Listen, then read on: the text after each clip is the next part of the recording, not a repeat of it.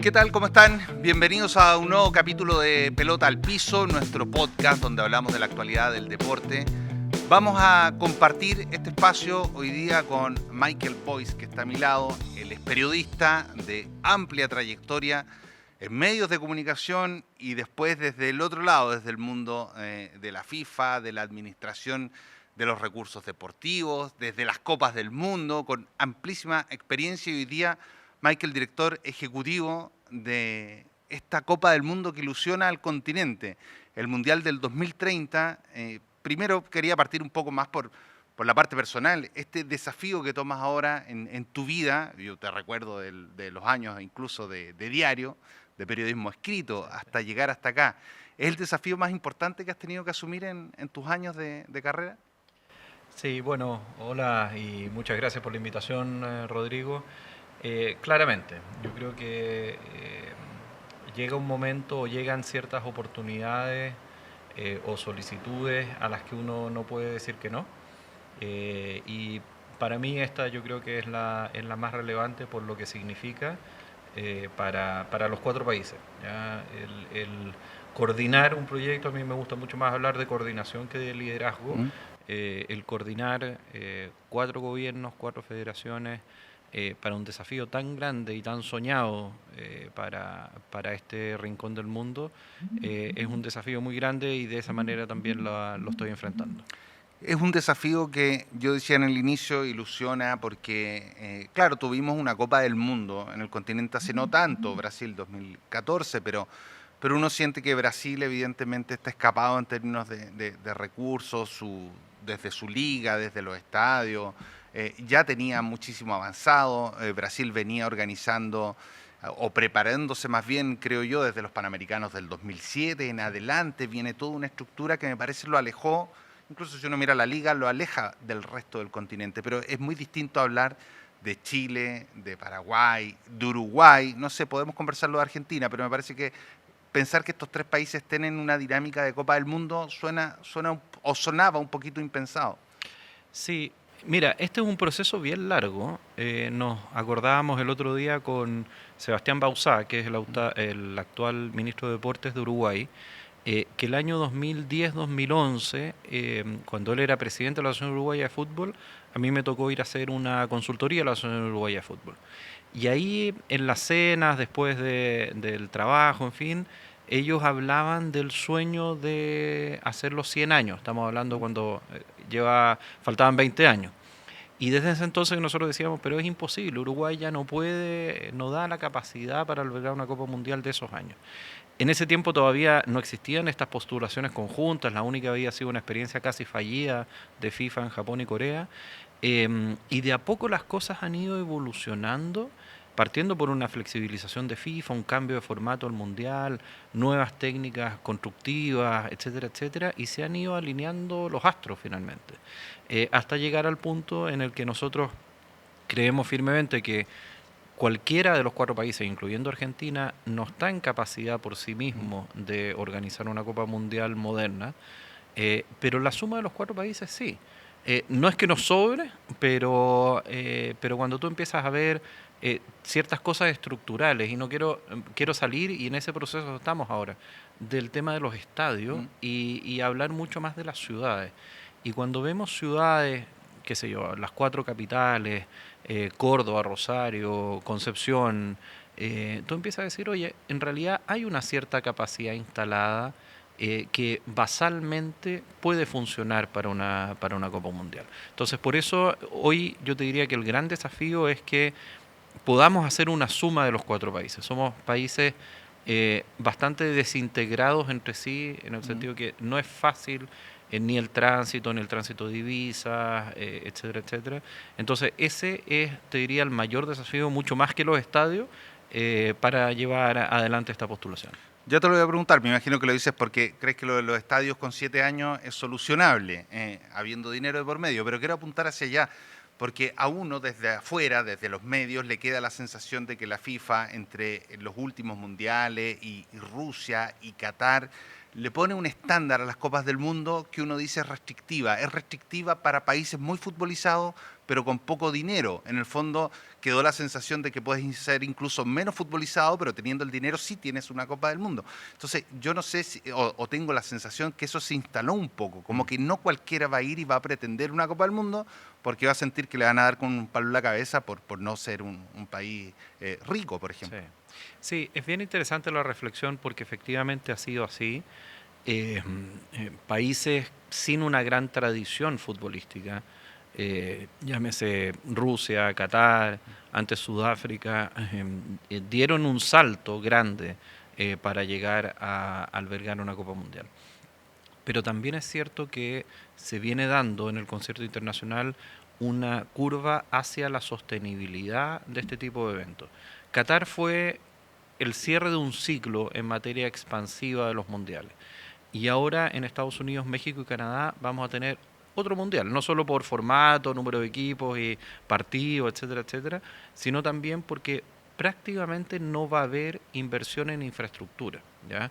Ahí la apuesta está en otro lado, en un crecimiento social del fútbol, sobre todo en Estados Unidos, pero de influencia general en Norteamérica, impacto global, las posibilidades para ir a ese mundial de toda parte del mundo, la cantidad de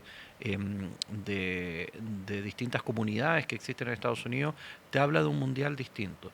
Y saliéndonos del espectro FIFA, si nos vamos a los Juegos Olímpicos, que es el otro gran mega evento Sí. deportivo del mundo, los Juegos Olímpicos decidieron abandonar este sistema de postulaciones que realmente era excesivamente demandante para las ciudades y migraron a un formato de asociación.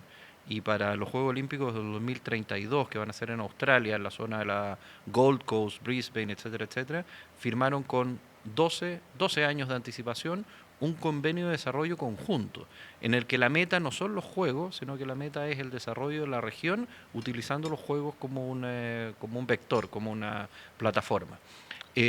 Creo que esa tendencia FIFA la tomó, FIFA no puede seguir, No democratizando los mundiales. primero no democratizando, vendiendo en el Mm. fondo los mundiales al mejor postor, generando poca empatía entre los públicos más futboleros, porque no es lo mismo, y es algo que nosotros hemos discutido bastante en la postulación, ir a ver un mundial a Qatar a venir a ver un mundial Argentina, Uruguay, Paraguay y Chile. Y eso creo que el fútbol lo necesita hoy. Es que, claro, uno siente que ahí es donde está el gran valor y lo remarcas ahí. Tiene que ver un poco con la empatía y por eso me parece que Sudamérica, y entiendo, tú me podrás contestar, ahí está el principal foco, apuntar a decir, oye, ojo, que se cumplen 100 años, nació aquí y apelar a lo emotivo o a la empatía. Yo digo más a lo emotivo porque finalmente ese parece ser el gran gancho. ¿Es el único gancho? No, no es el único gancho, también ¿Pero es el más importante? es un muy buen punto porque me ha ganado un par de discusiones de sobremesa con mis amigos uruguayos. Eh, no podemos quedarnos en los 100 años. Los 100 años nos da un gran punto de partida, es un excelente relato, pero no podemos terminar ahí. ¿Ya? Nos ayuda mucho también el hecho de que hoy el campeón mundial sea Argentina. Eso significó un relanzamiento en el fondo de esta candidatura, reposicionó a Argentina y reposicionó a la región en el mundo futbolístico, y eso en la política del fútbol es muy relevante. Y ahora venimos del fin de semana pasado de un título Uruguay en la sub-20, entonces el fútbol de este rincón de Sudamérica es pasado, los 100 años de historia, es presente, y lo que tenemos que construir es cómo es futuro. ¿Ya? Y ahí es donde nosotros estamos trabajando muy profundamente, que esto no puede anclarse solamente en la historia. Sabemos que hoy, en términos de requerimientos, si nos vamos a la lista de los requerimientos duros de FIFA, estamos lejos. El tema es cómo construimos un proyecto que signifique un salto adelante para el fútbol en la región, una propuesta de valor importante para el mundo y que de manera sostenible nos permita crecer hacia el futuro. Vamos a morir con las botas puestas, vivir, tener la gloria, el éxito, pero con las herramientas nuestras. No va a haber acá, para que nadie se asuste, una propuesta de construir 16 estadios nuevos, porque eso no es sostenible para la región. No es posible ni es sostenible. Entonces lo que estamos trabajando ahora es cómo conseguir la mejor ecuación de una propuesta sostenible que realmente además aporte al desarrollo de nuestros países. Y ahí vuelvo a un punto anterior. Los grandes problemas hoy nuestros no están en la infraestructura deportiva, eh, tenemos mucho más problemas respecto de la integración. Entonces tú puedes tomar la Copa Mundial como un fin y decir, mira, para entonces voy a abrir las aduanas o las fronteras para el tránsito, o lo tomas como un vehículo para mejorar temas estructurales que sabemos que tenemos que Es mejorar. que bajo esa lógica yo pienso inmediatamente hoy día en la realidad argentina y en el problema con el dólar Sí. y la salida de dólares desde Argentina. Entonces uno dice, ¿cómo va a convivir esa economía? Eh, pero claro, con un potencial muy grande en estadios, en desarrollo de infraestructura, que no tiene nada que ver con el de Chile. Yo hace pocos días estuve en la Bombonera, no iba hace Ujú. más de 10 años a la Bombonera a ver un partido y me pareció, fíjate, un estadio moderno, con doble torniquete, con una estructura de venta de comidas que está fuera de lo que nosotros hoy día tenemos. Y uno dice, y uno cree que la Bombonera se fue quedando anclada en el pasado y la quieren reconstruir y también. Pero claro, uno dice, resulta que estamos a años luz. Pero bueno, la pregunta es cómo van a convivir, y tú apuntas hacia allá. Parece hoy día difícil ver cómo conviven estos mundos, cómo tú haces un callejón en el fondo para que el que viene a ver el Mundial de otro lado sienta que es prácticamente lo mismo pasar de Chile a Argentina, o estar allá o acá, o en Paraguay. Sí. Para eso tenemos efectivamente 7 años, que son problemas que cuando uno los abre en la mesa, todo el mundo asiente, dice, sí, tenemos ese problema, tenemos problemas de frecuencia o de transportes internos, ¿ya? Un sistema de trenes, por ejemplo, se ha hablado mucho acá en Chile, pero en Argentina también, hace muchos años, cómo recuperamos las vías férreas. Entonces, finalmente, y hay varios documentos académicos al respecto, eh, este tipo de eventos, si tú lo trabajas bien, siempre con un ancla fuerte en la sostenibilidad, pueden ser grandes saltos adelante en desarrollo. Hay ejemplos clásicos, Barcelona Sí. 92, lo que significó para Barcelona, Londres, lo que significó para la zona noreste de Londres. Entonces, de nuevo, el punto nuestro es asegurarnos de que la Copa Mundial se alinea a los objetivos, y aquí hay una feliz coincidencia, la Agenda 2030, ya, de Objetivos de Desarrollo Sostenible de las Naciones Unidas, coincide con el Mundial 2030. Entonces lo que nosotros hemos hecho es decir, ¿en qué aportamos al desarrollo de nuestros países? Sí, no quería dejar pasar lo que tú mencionabas de Argentina. Efectivamente, hoy Argentina está en una situación coyuntural compleja con el dólar, pero también es cierto que este tipo de eventos te atrae inversión y te atrae líneas de financiamiento que hoy pueden estar cerradas para un país como Argentina. Y también hay que tener en cuenta que está estudiado que en este tipo de grandes eventos, por cada peso o dólar o lo que sea de inversión pública, hay 4 pesos de inversión privada. Entonces, tú dinamizas la economía con este tipo de apuestas, más allá de que sea un mundial, unos Juegos Olímpicos, Juegos Panamericanos, etcétera, etcétera. A ver, vamos a hacer una breve pausa, pero en el siguiente bloque hemos hablado en líneas generales, nos ha comentado Michael Boyce de esta propuesta o de cómo avanza este camino hacia el 2030. Pero nos vamos a meter en el siguiente bloque específicamente en la realidad chilena, cómo se inserta Chile en esta ilusión de tener una Copa del Mundo.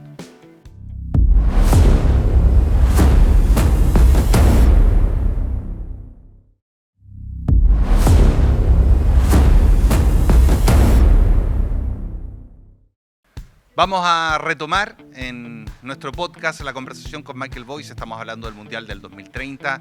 Les decíamos antes de ir al corte comercial que nos queríamos meter en cómo se inserta Chile en esta mirada de poder tener una Copa del Mundo.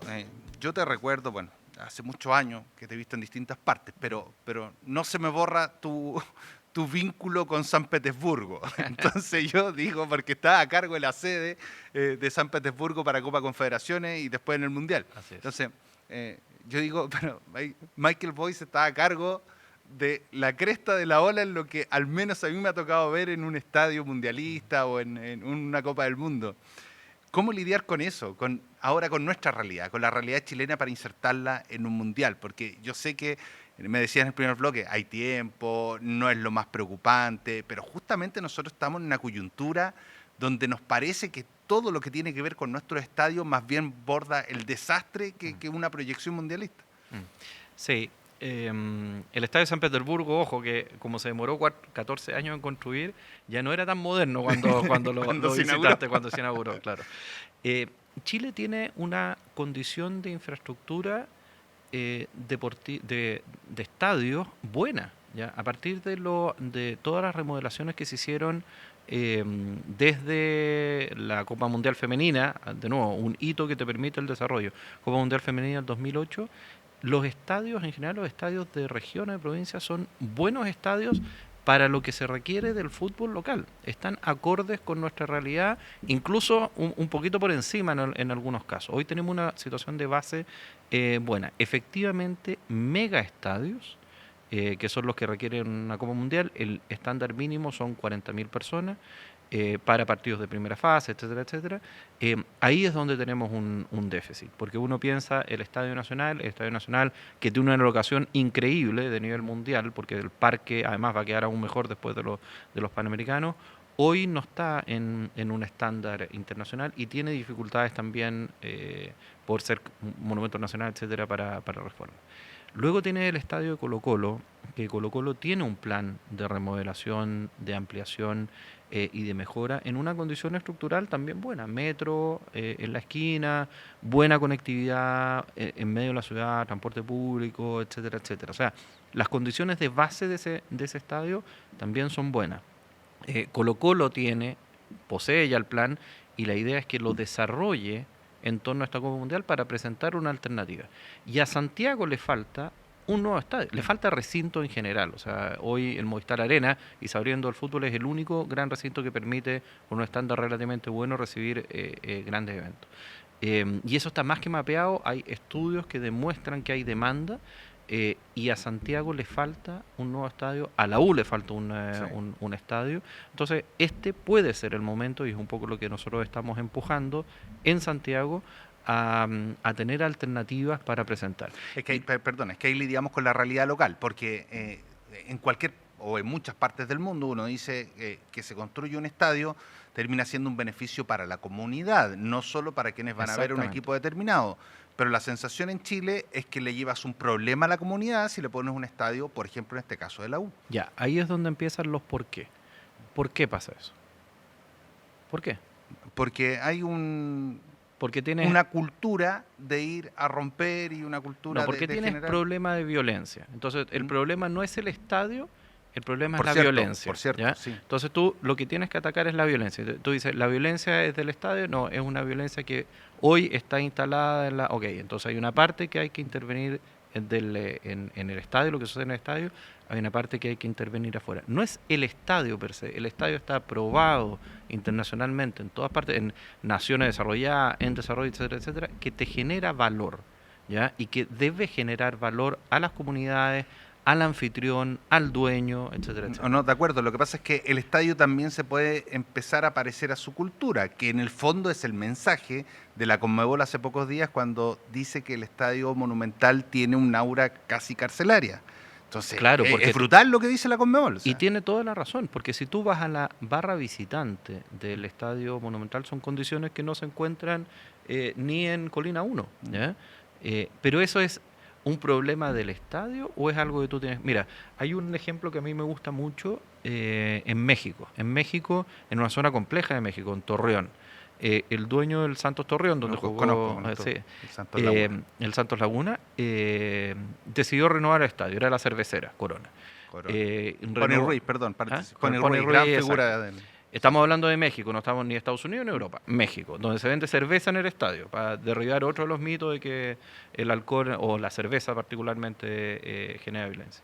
Se reconstruye el estadio bajo estándares modernos, un muy buen estadio, y el dueño decide dejar preparado para ponerle reja al estadio. Y cuando inaugura el estadio, en su discurso inaugural dice, mira, a este estadio se le puede poner reja, yo no le voy a poner reja, pero al primer incidente que haya, le instalamos la reja. Hasta el día de hoy el estadio está sin reja. Y se vende cerveza, son espectadores mexicanos, no son americanos. Entonces se puede. Entonces no es de una cosa, la infraestructura es relevante, está probado en el mundo, que es mi pelea eterna con las autoridades acá, que más rejas no es sinónimo de más seguridad. Que más carabineros no es sinónimo de más seguridad. Tiene que estar la seguridad privada, tiene que estar la seguridad pública, pero no, tú no tienes que hacer, no es un plan de seguridad o un plan policial que se instala arriba de un evento deportivo. Entonces, esos cambios de mentalidad, de nuevo, estas postulaciones son una oportunidad para empezar a abordarlas de manera real, no mirar para el lado como hemos ido mirando a lo largo de los años.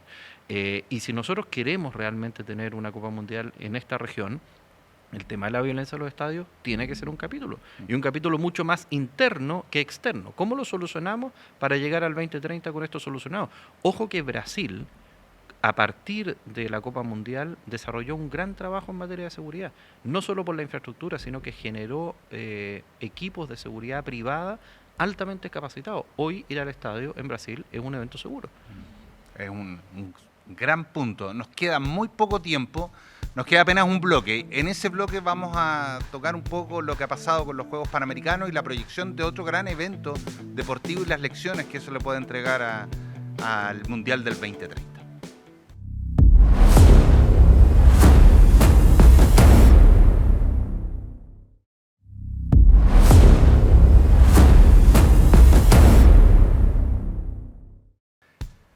Vamos a cerrar, nos queda apenas este bloque para hablar del Mundial del 2030. Él prefiere que hablen de su liderazgo en esta proyección del Mundial 2030. No, de la coordinación, más que de coordinación más que de liderazgo, ahí está. Dos preguntas. Hay dos temas que me convocan. Uno, cerrando un poco la conversación del bloque anterior, el tema es que en los estadios acá se mezcla los que son privados y la Red Bicentenario. Entonces hay canchas como la del Esterroa, que están impecables porque el municipio, o el Estado en este caso, para que se entienda, es el que pone el municipio 10 millones de pesos mensuales. En el caso de Colo-Colo es otra dinámica, y Chile está atrapado un poco en esa dinámica que el Estado se hizo cargo de muchos recintos y los privados poquitos se han hecho cargo, poquito y nada en realidad se han hecho cargo de aquello. ¿Cómo lidiar en la construcción con eso de aquí en adelante para 2030? Sí, ese es un caso no solo de Chile, ya en Argentina es lo mismo, en Uruguay también hay estadios que son privados y otros recintos que son públicos.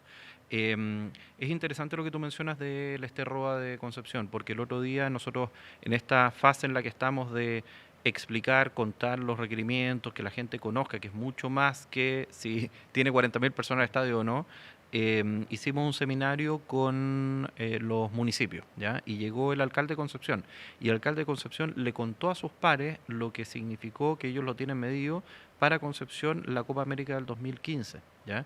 Y cómo ellos quieren postular a esto, incluso ampliando la capacidad del Esterroa, porque quieren ser sede del Mundial, porque han visto los efectos positivos. Y si tú te fijas, Concepción es una sede habitual de finales de Copa Chile, aun cuando sus clubes hoy no estén en la primera división, es una ciudad que recibe este tipo de eventos y lo hace muy bien. ¿Esta experiencia debiera servir? ¿Va a ser un aprendizaje? ¿Pudiera trancar esto de decir, no, el Mundial se va, pudiera ser Chile sede si finalmente, mira, los juegos que se enredó? Sí, lo dijo el presidente Boric en su cuenta anual. Es un hito muy relevante para Chile en la construcción de la postulación, ¿ya?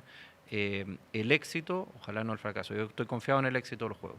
El éxito de los Juegos es clave para la presentación. Chile tiene una historia de organización de eventos deportivos muy potente y muy reconocida, ¿ya? Aquí vienen, según el tamaño del país, vienen eventos que son muy grandes y cumplimos bien. Y ciertas condiciones de base son buenas acá en Chile.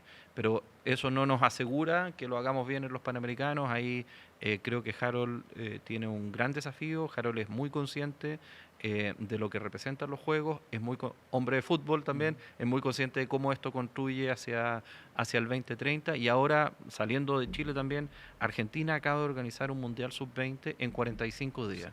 Un evento que se demora 2 años en organizar, lo organizaron en 45 días. Tuvo problemas, las canchas no estuvieron ideales, pero se sacó adelante. Y el haber sacado adelante un Mundial Sub-20 en 45 días es parte del currículum, lo mismo como vamos a presentarnos con los Juegos Panamericanos. Una señal. Michael, muchas gracias por haber compartido este espacio y todo el éxito y la suerte del mundo. Ojalá tengamos Mundial. Muchas gracias. 2030. Esto se sabe el próximo año, además. Así es un proceso rápido. En septiembre del próximo año ya es la votación y ahí sabremos si tenemos Mundial el 2030. Gracias. Mundial Centenario. Gracias. Que estés muy bien. Ha sido otro capítulo de Pelota al Piso, nuestro podcast. Ya nos vamos a reencontrar con la actualidad y el mundo del deporte. Que estés muy bien. Chao, chao.